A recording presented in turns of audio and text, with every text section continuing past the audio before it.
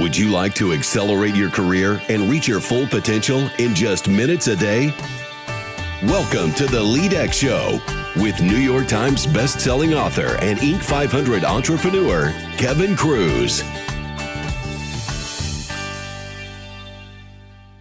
Does your team feel pure joy when they come into work? Hello, everyone. Kevin Kruse here. And in just a minute, we're going to talk about how to create happiness in the workplace. But first, don't forget to visit leadx.org, that's O-R-G, where you'll find hundreds of articles from the best leadership and career experts out there. Visit leadx.org. Our guest today is the founder and CEO of Choose People, a company that transforms company cultures, increases employee happiness, and boosts the bottom line. She is the author of the new book, Cultureworks, How to Create Happiness in the Workplace. Our guest is Kris Boesch. Kris, welcome to the show. Thanks for having me, Kevin. Kris, I am excited to talk about Cultureworks in just a minute. But first, I always like to ask our guests, can you share a time with us when you actually failed, maybe early in your career, so that, what lessons did you learn? Because we want to learn from your failure too. Yeah, absolutely. I think we all have those wonderful moments that we look back and we're like, really? And one of those for me was certainly early on when I started Choose People. And quite honestly, my failure was being too in love with my own idea. And so when I first started Choose People, I was really committed to creating a seal of approval that would say this product or service was made by happy employees. And I wanted to create like this consumer movement. And at the time, anyone that I would tell someone like my idea, they'd be like, oh, that's brilliant, which of course just made my ego around it that much bigger. And literally, it was probably a year and a half, Kevin, before I got a clue that while people thought it was a brilliant idea, no one was buying. No one was interested because those organizations that had a great workplace culture were like, cool, no one knows of your seal of approval, aka no one cares. And then on the same token, those folks who were struggling with workplace culture were like, well, we can't get your seal. Can you help us? And at the time, I was really averse to being a consultant because you hear horrible things about consultants about how they tell you the time of the day. And I was like, that's not going to be me. Not to mention that prior to starting Choose People, I ran a moving company. And, I had one consultant that was extraordinary. And then I had probably 5 that similar. I was like, really? I can't believe I just paid you a chunk of cash. And so I spent a year and a half working on the wrong thing. And it wasn't until I was like, okay, well, what do people really need and what do they want? Where I switched my entire business model, that things started working. So I failed for about a year and a half. It wasn't just a singular moment. And it was really just being attached to my own idea. I think that's the lesson learned is sometimes you just think you're so brilliant and other people think you're so brilliant. Right. And it's like, but really at the end of the day, are you making a difference? Are you helping people in addition to, you have to have financial freedom and sustainability?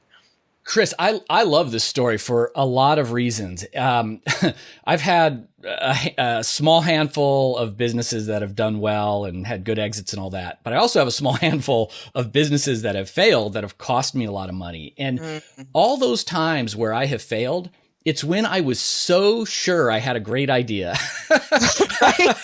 And you took me back to these painful moments in my own life. I'm like, I had a good idea. Everyone told me it was a good idea. And then you said the key thing, but nobody was handing over money for that idea. Right. So that's the ultimate proof of whether it's sustainable or not. But I'm going to ask a follow-up on this because you sort of stuck to it for a year and a half. And I think a lot of people, I don't know the answer to this. So how do you know when it's like, oh, you just have to persevere and you never give up and you just have to outlast everybody and stay true to your passion, all that stuff, versus you got to understand that you can't fall in love with your own idea and now is the time to pivot. How did you know, or what advice would you give people? Should you stick it out longer with your idea or is it time to move on to something else?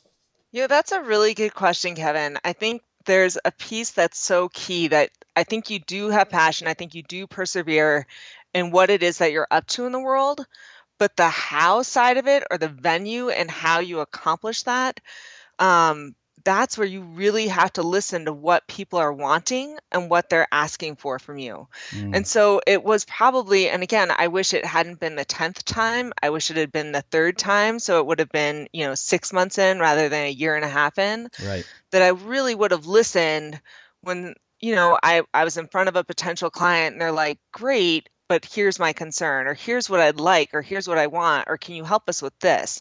Anytime someone's like, can you help us with this? Like that should just be a huge, like big light of like, this is what the market needs. This is what people want. And if it's in alignment with what you're up to in the world, well, why wouldn't you go down that venue and go down that path, as compared to just being, really committed to doing it exactly the way you thought it should be done. The how isn't nearly as important, as long as at the end of the day, you're still accomplishing what it was that you wanted to create. Yeah, I think that's the genius right there, right? You're still true. I mean, you're still focused on creating happy workplaces and getting people happier at work. It's, your ultimate mission, why didn't change, but how you're going to accomplish it is what you need to be a little bit more flexible on. Absolutely. Yeah. And just listening, right? I don't think I listened. I wasn't listening. I was too attached and married to my own idea. So, Kris, your new book is Cultureworks, How to Create Happiness in the Workplace. And this was interesting to me. Your own journey into this whole workplace culture stuff started when you became the CEO of a moving company. And when you got there, you write in your book that it was performing, poorly. You had some work to do to turn it around. So take me back. I mean, how did you get that job? What were signs that things weren't going as well as they could? And then when did you choose, how did you decide, okay, this part of my life and career is over. I'm going to jump out and do something else? Yeah, great questions. So the way I got the job, it was kind of happenstance. So I was working in another city. I met my to-be husband, my fiance, and he lived in another city. And it was one of those things we had to make a decision. And so I moved to live where he was living, and he was running this moving company. And he's like, I was like, well, I got to look for a job. And he's like, well, why don't you help me out, until you find a job? Right. And so I was like, okay, I can do that. And the prior job that I had left had to do with really helping leaders make progress in social issues, whether it was like education, or we actually dealt with things between like US and Russia and all sorts of mediation. It was fascinating work, but it wasn't one that could travel with me at the time. And so I came to the moving company, and literally on the first day, I mean, people were yelling obscenities at each other. Wow. And not in that like, yo, we're tight way. Like, I hate your guts, and, fists are going to start flying. And it wasn't, I probably was there less than a month when it became really evident that, and here you're in a relationship, my fiance is struggling to figure out how to cover payroll, and the Department of Transportation was upset. And long story short, it was just a cluster. Yeah. And he's my ex-husband now, right? It all gets very complicated. Yeah, sure. Life happens. And the man grew the business and really cares about people, cared about the work, knows how to do moving backwards and forwards, but he didn't know the infrastructure. He didn't have the infrastructure in place, which included management, which includes, culture and those types of pieces. And so I was like, okay, I don't have money. I don't have time. And yet we got to get this figured out. Like, this is toxic, and we got to figure out how to pay payroll. Well, this feeds right into my next question, because so you've set this up perfectly. Like, wow, it's like you've got operational difficulties. You don't need a workplace survey when people are cursing each other out to know that there's, culture problems. And you're coming in from the outside, which I thought is interesting. And so, from what I've read and heard, and it'd be interesting to see if you agree or not. I mean, before you can do anything, you sort of have to establish trust. Like, they need to be able to trust you. And I would have to think they see you coming in from the outside. Has she ever worked in moving before? Who is this person? So what were those early steps to establish trust, which I'm assuming had to happen before things started turning around? Right. Absolutely. So the first thing I would say, to establish trust, the first thing you have to do is trust. And I know that sounds a little bit trite, but it's absolutely true, because we trust people who trust us. And if you think about it, we don't trust people who don't. And so it was one of those things that I came in and I was like, okay, these are all, for the most part, it wasn't always, but it was mostly young men. And part of it was figuring out, okay, how do I get them plugged into their own sense of pride around the work that they're doing? And first off is just admitting to like, you guys, I don't know anything about moving. I know absolutely nothing about moving, but here's what I do know. What I do know is that when people are moving, they're going through one of the most difficult transitions in their life. And like, if you throw in like a divorce, if you throw in death, like it's really, really hard. And here you come along and you take all of their worldly possessions, put them in your truck, and you drive away. Right. And like people are not on their best behavior when they're moving. They're really stressed out. And so I was like, you have to understand that while you might just be like, oh, I'm just here to get a paycheck or I just got to clock in, like what you're up to in the world is actually pretty important because you're helping people through one of the most difficult transitions in their life. Like, and you are literally providing, peace of mind all in one piece. And it was one of these pieces where they started taking more pride in their work. And then the second thing I did is I set up expectations. I'm like, listen, if you no call, no show, that's the thing, right? Where you're supposed to go out on a job, you don't call, you don't let us know that you're not going to be able to make it. We're floundering, trying to get people. Like, you don't have a job here. Mm-hmm. Like, we've got really clear expectations of what it means to be part of this team. And like, there's a certain level, if you just let people run willy-nilly, then anyone can be part of the team. And then there isn't that pride as compared to being like, you have to be a high performer and you have to care and you can't, it's a character and competency thing. Like, you've got to have the character to be on this team where you respect people and you're enjoyable to work with, and you have to have the competency, you have to have the skills, you have to have the knowledge, and granted, we'll train you and all that. But at the end of the day, you can't just be anybody to be on this team. So we really plugged into the pride piece. And then I also just really was like, I believe in you guys. Like, you got this. We can make this happen. Like, we're in a tough time, but like, let's galvanize and figure this out and like come together and make it happen. And I know that sounds a little bit cheesy, but there is just this, like, we're all on the same team wearing the same jersey. Like, stop spitting in each other's faces because that certainly doesn't help. And let's talk about like where some of that's coming from. So that's where I started. It was messy. Yeah. No, and I was taking notes on a lot of, you hit a lot in that answer. And it's interesting. What really resonated with me is about explaining and making sure everybody understood the importance of their work and that they're helping people who are often at a difficult transition point in their life. And, I did a talk for one of the storage companies called CubeSmart. And before I went to CubeSmart, I didn't know, I've never used that kind of storage myself. I didn't know anything about that industry. And I'm thinking, why are they interested in leadership and engagement? And like, I just didn't see the fit. And man, I mean, I spent half a day with them, their CEO, executives, and a lot of their managers, and it changed my life. And what really moved me was how many of them said the same thing. They said, hey, listen, Kevin, people think, okay, you show up, we take their money, we give you a lock, and that's all it is. They said sometimes people are coming to CubeSmart for additional storage for a good reason, but usually it's for a bad reason, right? They're getting evicted, they're moving, they lost whatever it is. Mm-hmm. And they really felt that they were in service of and could be of help and aid and service to so many people who are at a tough point in their life. And so they really tapped into that why. And I'm glad to hear you said the same thing, because sometimes I get challenged from people who say like, oh, you telling me that anybody can be happy at work or engaged at work? What about sanitation workers? What about bus drivers? What about janitors? Yes, they can be. And I've met many of them who love their job and usually feel that they're really serving a greater purpose than what their specific task might be that day. Absolutely. So the other thing that I think is interesting about your turnaround work there is, it's one thing to drive engagement in a large organization where, often people will feel more happy or engaged if they're growing, learning new things, they're advancing in their career. That's like a big driver. In a small organization, often there's not as much room for growth and advancement. The whole future vision and like, having a big, hairy, audacious goal, like Jim Collins likes to say. Well, in a big company, they'll say, yeah, we'll double our revenue in 10 years. And whether they do it or not, who knows? But in a small company, sometimes they don't really want to grow. They just want to stay the same size and be profitable. So what are your thoughts from your own experience or other ideas on, what are the challenges or what are the solutions for creating a happy workplace in a smaller company that doesn't have some of these advantages of the bigger companies? Let me answer that twofold. One is, I think if you're a smaller company and you're not looking to grow, I think that's that's one piece that I want to talk to here real quickly. But most small companies, I mean, you're constantly growing, like whether you want to or not, right? If you're successful. And so the people on your team are constantly learning and they're constantly challenged and they're having to wear multiple hats.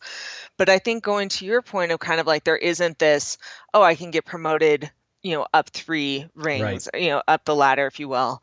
For me, I actually think it's easier to have an extraordinary workplace culture in a smaller organization simply because you touch your people more. Like you're more, as the leader of the organization, you're in touch with your people just that much more.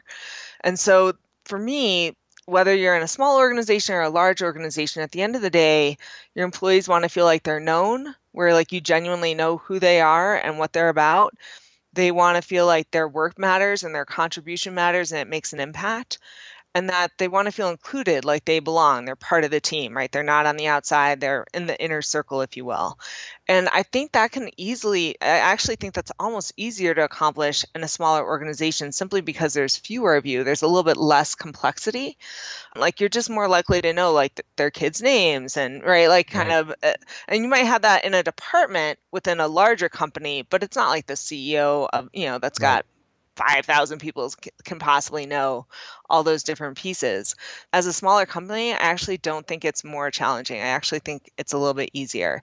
I think you have to be more on top of it because the good news is that as a smaller company, you can be more nimble. It also means things like you have one person who is not happy, like it can take the whole team down. Whereas if you're in a larger company, you're a little bit more insulated. It might be affecting a singular department, but not necessarily the whole company. Yeah, you just Kris revealed what I think is a ninja trick for or almost like a Jedi mind trick for leaders, and I'm gonna talk about it. I'm not suggesting people do it in a purely manipulative way, but you talk about knowing your team members, their kids' names, and I was at an event asking about as an activity, like, hey, who was your best boss ever? Who was your worst boss ever? And what made your bad boss a bad boss? And I expected to hear things like, I don't know, was always yelling at me or micromanaging or all this stuff. And what came back over and over again was, I worked for him for 5 years. He didn't even know the names of my kids. And that, when I first heard, I'm like, wow, I never really asked the question before. And I'm getting a lot of these answers that basically said he or she didn't care about me, didn't take the time to know about my hobbies or my kids. And I think that's fundamental. I mean, if you're listeners, if you're a team leader and you don't know the name of the spouses, significant others, or kids of the people that work for you, put some time and effort into that, because I mean, it's a sign that you care and you should care. And if you don't know, I mean, they know how much you know about them. And so, Kris, good point. I mean, in a smaller organization, it is easier to get that sense of belonging, right? Absolutely. I think it's a lot easier. I always say kind of emotional intimacy is the secret ingredient to having an extraordinary workplace culture. And I just think that's easier to do with a smaller team. It's still possible with a larger team. It's just a little bit easier just because you're interacting more on a daily basis. All right. Now I'm going to do a follow-up on this that we didn't prep for either. So emotional intimacy. What are you talking about, Kris? I was told, oh, you're the boss. You got to stay objective. You can't get close to your people. What if you have to reprimand them? What if you have to fire them? So how do you respond to that? So I'm a big believer, like clearly if someone's not a good fit in your organization because you care about the impact on the rest of your team, like you have to do what you need to do in order to set that person free, right? Like you can't just keep them on your team, but that doesn't mean you don't get to care about them. We still care about the people that we fire, right? That doesn't preclude that. And then actually I would say you're a lot more likely to have success in helping someone turn around, either again, a character flaw or a competency flaw where you're helping them in an area where they're struggling. If you are connected with them, if they do know that you're coming from a place of caring, that you do understand who they are and how they contribute, as compared to if they're like, this guy doesn't even know me or doesn't even like really understand what I do on a day-to-day basis or doesn't know the results that I have come up with. So I think they actually go hand in hand. I think you're going to have a lot more success in dismissing someone with dignity if they understand that it's not like you didn't know them. It's not like you didn't see their work and saw where they were having success and see where they were struggling. I mean, the worst thing you can do is keep someone on your team who's not performing because you're trying to be nice, right? I always just say, like, that's unkind niceness. Like, you're not doing anyone any favors. Just imagine, right? Like, you show up every single day to your job and you don't do it well, right? It's just not within your wheelhouse. Like, you've got training, you've tried, like, you've done everything you know to do, and your team keeps counting on you and you just can't hit it. Like, it is a kindness to say to that person, like, this is like, you got to find another opportunity. Yeah. And listeners, again, put yourself in the position of being the one who's getting fired. Would you rather be fired by some, cold-hearted robot or person, stranger from HR, or from your team leader who genuinely cares about you and says, hey, listen, this isn't working out, as you know, and we got to, move you out. But here's what we're going to do to make sure you land on your feet. Here's what we're going to do to help you in the transition. Here's what I'm personally going to do over the next 7 days, 30 days, 3 months to help you out in every way I can. I mean, I'd take the caring side any day. Yeah, and where they know your strengths, right? Where they can come back and say, okay, you may not be having success here, but let's find out where you could. Right. So the other thing is I'm big on recognition as well, for workplace culture, for driving happiness and engagement at work. So, and you write a lot about recognition. What type of recognition programs, work best in your experience? What do you recommend to your clients? So I tend to not recommend programs overall. If you want to go the program route so that you have the structure in place. I'm not going to force you. Right. Just if you're going to go for the recognition program, have it be a peer-to-peer program where coworkers are recognizing other coworkers. But the type of recognition that I think is most valuable is, one, recognizing people when they go above and beyond. You have those managers who they say thank you so often and for every single thing that when they say thank you, it doesn't mean a whole lot. And then you have the managers who are like, oh, I don't need kudos. And so they don't think anyone else does. Right. But people genuinely like to be witnessed when they've made an extra effort. And so when your employees go above and beyond, or they're innovative, or they do a behavior that you'd like to see more of in your entire team, there's an opportunity for you to go to that person in the moment. Timeliness is important. Verbal is important. Face-to-face if you can make it happen. And let them know what it meant to you. Like, be really specific about what it was that they did and be like, oh my gosh, because you did that, like, we're not going to lose that account. Because you did that, like, I'm able to sleep better at night. Because you did that, like, I was able to go to my kid's soccer game and not have to stress about it. Like, I am so appreciative to have you on my team and know that you're in my corner. I mean, that's the type of appreciation that's meaningful as compared to, and again, I have to really watch myself because I'm so tempted to just be like, you're the bomb diggity, right? And just like it, or be like, you're great, as compared to really getting specific about what it is that they've done that I appreciate and that I've seen, right? Like, that I actually witnessed. And I'm a big believer in doing it one-on-one rather than in a public setting, because there's a good chance that someone else on your team did something equally fabulous that you just don't know about. The only time I would go for the public is if you are trying to change a behavior in your team, or if it's that team member's anniversary. I think that's a great time to really get to call out, like on the work anniversary, is to really acknowledge that person in front of the rest of the team and everything that they contribute. I think there's a lot to be said for just that day-to-day witnessing, again, of the successes and the struggles, and when they're having success, calling it out, and when they're struggling, inquiring what's going on and how you can support them. Wow. Kris, you just threw a wrench into my brain on this recognition stuff, and I didn't expect it, because I usually say, do the recognition in public, like at your weekly huddle or whatever, because when you mention the behavior that you're recognizing, it sends a signal to everybody like, this is what good looks like. This is what gets recognized. This is a valued behavior.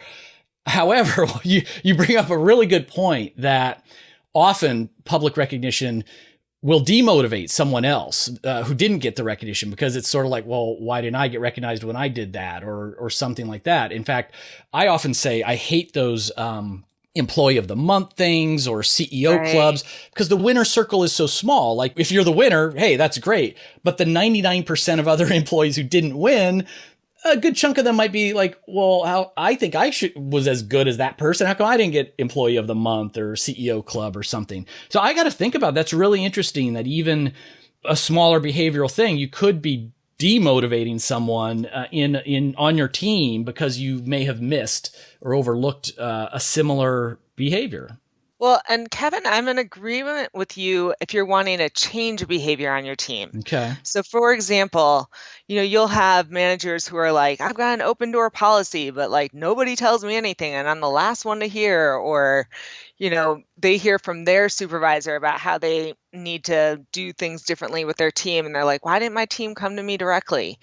And so if you're wanting to change behavior, for example, if you're wanting your team to come to you directly about concerns that they have, either about how you manage or about other issues that are happening, then when someone does give you literally a breadcrumb, you just want to come to your team publicly and pretend it's like a whole loaf and be like, I really want to acknowledge so-and-so for bringing this to my attention, that I use all caps in emails. And when I do, you guys think I'm yelling at you, and I'm going to do my best because that's not what I'm trying to do. Like, I was just trying to underscore how important something was, or if you have a team that's consistently late, right? You can call someone out and be like, I really want to acknowledge so-and-so for being on time because that honors all of our efforts. And I really would like to see that more from our entire team, right? So I see using that public praise if you're wanting to shift a behavior on your team. Yeah, that's great. And listeners, the other thing that Kris said, great language. She says that they like to be witnessed, when they go above and beyond. And I think that's a really interesting way to phrase it, and as close to the time as possible of when that behavior, that above and beyond happened. I've heard more than one people sort of adopt the TSA slogan of see something, say something, but it's a good idea for giving recognition or coaching, when necessary, your team members. Kris, I encourage, people can tell, really fun, interesting conversation. I encourage everybody to get your book to learn more about your own journey at the moving company and the work that you've done, how to create happy workplaces. But before we wrap up, I always like to challenge our listeners to get a little bit better every day. We've covered a lot of ground, but to help them anchor some of this, to remember our conversation, what's something they can take action on today, like right away? Challenge us with something. So the one thing that you could take action on today with your team is to connect the mission to the money and the money to the mission.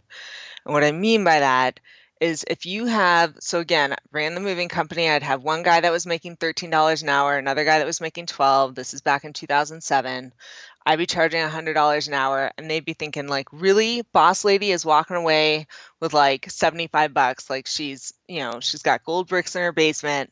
And it was one of those things where I had to really share with them how we made and how we spent and how we saved money. And I did this whole kind of $100 tool in which I would share with them how the money comes into the organization and where we spend it. And I'd get $101 bills, and I'd do a flip chart, and I'd do it in percentages. And I'd be like, okay, you're my rent, you're my marketing, you're my insurance. And I would hand the money out, and I would do payroll last. And I'd say, this is what we have at the end of the day. And that's like to pay debt, and that's to pay, if we want to do raises, if we want to buy new trucks. And there was just this whole like, oh my gosh, like that's where the money goes. No, she's not lining her basement with gold bricks. And there was just all of a sudden this awareness of like how we made our money and how we spent it in a way that they wouldn't necessarily know because they're not running a business. But within that, I would let them know, listen, to want money and to want to grow and to increase our revenue is not a greed factor. It comes from our desire to expand our mission. The more money we have, the more people we can serve. The more people we serve, the more money we have. Like money is just energy that helps us expand on our mission and what it is that we're up to in the world and how they feed one another. Because again, if you've got someone, depending on their background, if there's a little bit of that poverty mindset, there can be some concern of like, oh, to want money is greedy. And when you're talking about growth and all your people are hearing are these numbers that you're wanting to hit, they have to really understand. You're like, no, let me share with you why we want to hit those numbers. Let me tell you what that makes possible for us. And then at the same token, kind of do that open book sharing where they can really understand, like, okay, these are the verticals. This is how we get our $100 into our organization. $30 comes from national moves, $30 comes from local moves, or whatever your revenue streams are, and then how it goes out and which of those pieces they can impact. Because my guys would come back and be like, oh my gosh, like I can help with truck repairs and I can help with, not forgetting a moving blanket, because that's $12 and that's 2 hours of profit. So there's a lot. Just make sure you're always communicating the why behind the numbers and the money. Like, I don't think that gets connected often enough. This is great. And I, with my previous companies, I've always practiced open book management. And what you just shared, though, is really critical for those who think they're practicing open book management is if you haven't trained or educated your team members in sort of how to make sense of the books, just because you send out a summary P&L doesn't mean you're doing open book management. They don't know how to read it. They don't know what the numbers mean. So this really interactive, engaging, visceral exercise that you did, Kris, is a good idea. But I'm curious. So it's really clear if you're a small, mid-sized company, open book, show where the money's going and how it connects to the mission. What if I'm running the safety department of some giant automobile company or something? Would you say that I should be doing that exercise for my team, but like at the company level, like here's how our company makes money and all the rest? Or is it more like our team budget? Hey, we got a $5 million budget this year and let's look at where that goes. I think it should be both. I think you have top leadership do it for the entire company. I mean, and they literally could do a video of themselves if they're not able to be in 100 places at once. Like, right. I get that. And then certainly do it for your department. Like, this is our budget and this is where we're looking to spend it. These are the initiatives we're trying to make happen. And based off of those, this is where that money's going. Brilliant. Kris, what's the best way our listeners can find out more about you and your work? So again, our company is choosepeople.com, so you can always go there. But then right now, as you mentioned, I've got a new book out called Cultureworks. And so if you go to cultureworksbook.com/VIP and sign up for our weekly culture tip, which we always try to give you really innovative concepts and tangible tools to take to your team to create an extraordinary workplace culture. And just because you're a LEADx listener, if you put that /VIP, we'll also include you in this month's drawing for a free Cultureworks book and how to create happiness in the workplace. And along with it, the workbook, which together is like $200 value. Awesome. Thanks for that. Yeah, thank you. So friends, you've just been mentored by the great Kris Boesch. Don't forget you can get the links she mentioned and notes from this interview over at leadx.org. You can get Cultureworks from Amazon.com or your favorite bookstore. And listeners, don't forget, hop on up to iTunes if you haven't already done it. Search up LEADx, hit subscribe, leave a short, honest review. It would mean the world to me. Until next time, remember, leadership is about influence, not authority. We are all leaders. The question is, what kind of leader will you be?